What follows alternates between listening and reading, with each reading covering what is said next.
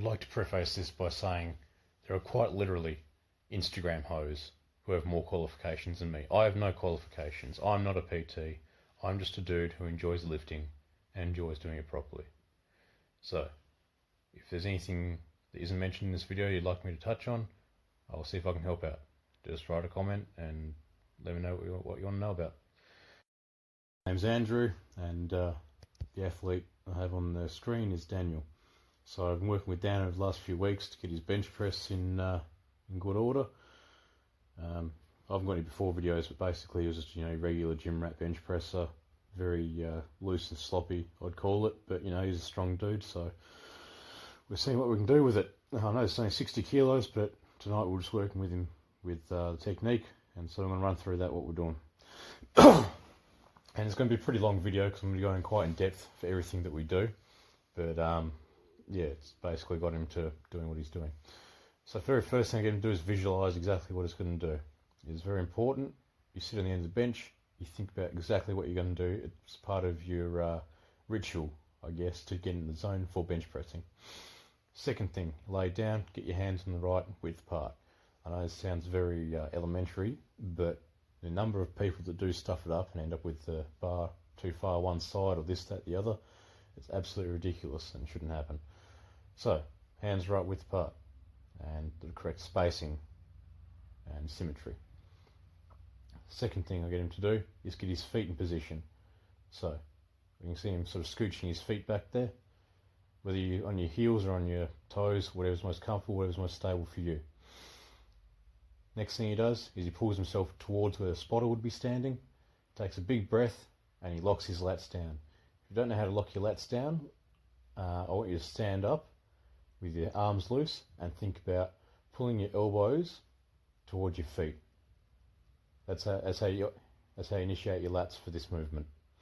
So, pull yourself towards the spotter and you brace your lats at the same time by that action, drawing your elbows towards your feet, and also by trying to bend the bar in half.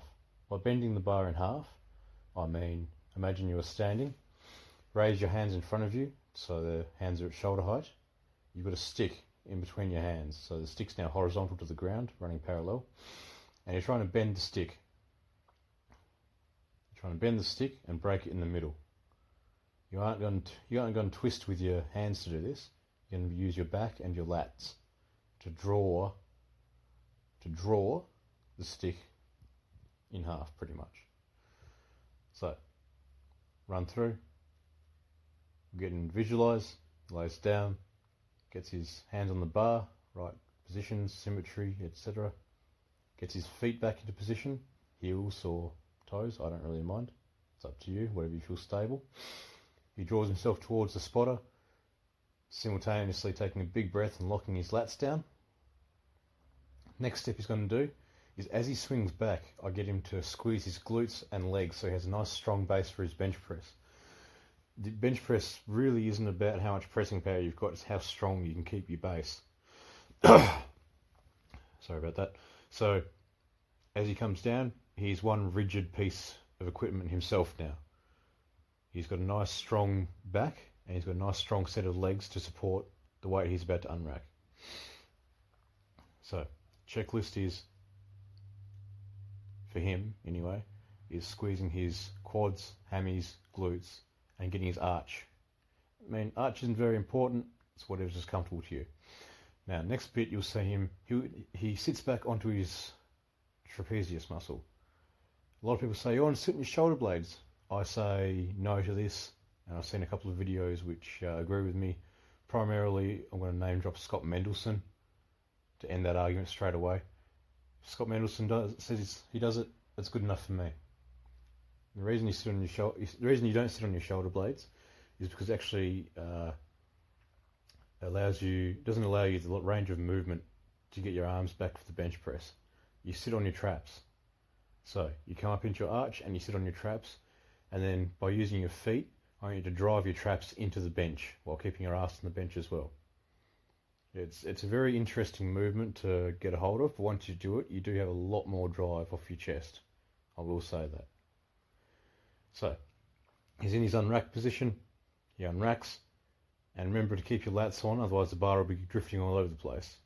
So keep your lats on, unrack, and then the next thing I say, it's a row towards yourself.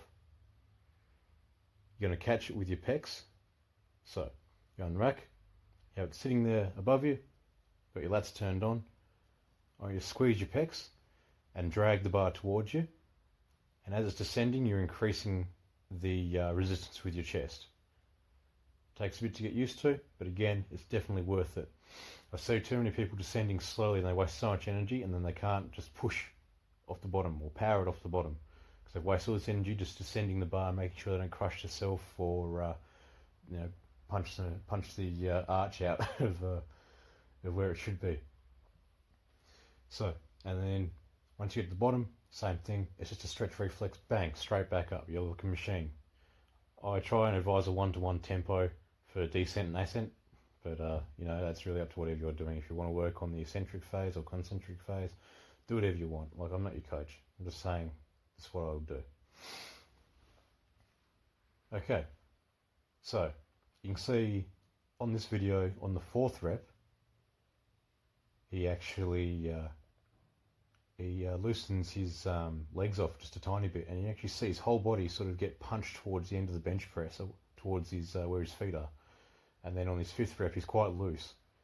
So that's the important of having strong legs and a strong back to keep yourself in a strong position for bench press. All right, that's basically all I've got to say about that. So once you sit down, checklist, think about how you're going to bench, what you're going to be doing. Lay down, hands on the bar, get your feet in position, big breath and lock your lats, lock your legs as you swing back, plant your traps, not your shoulder blades, your traps into the bench, and drive yourself back into the bench like you're trying to that backstroke dive you do at the pool. Same thing, you arch right back into the bench using your traps. Unrack the bar, keeping your lats turned on, otherwise the bar will drift everywhere. And then as you descend, you drag with your back, so you pull it towards you, at the same time increasing resistance with your pecs. At the bottom, you get about half a second worth of stretch reflex, and then power off again. And then rinse and repeat. Re-rack, you're done. That's your bench press. That's how to bench press. Hope you enjoyed the video.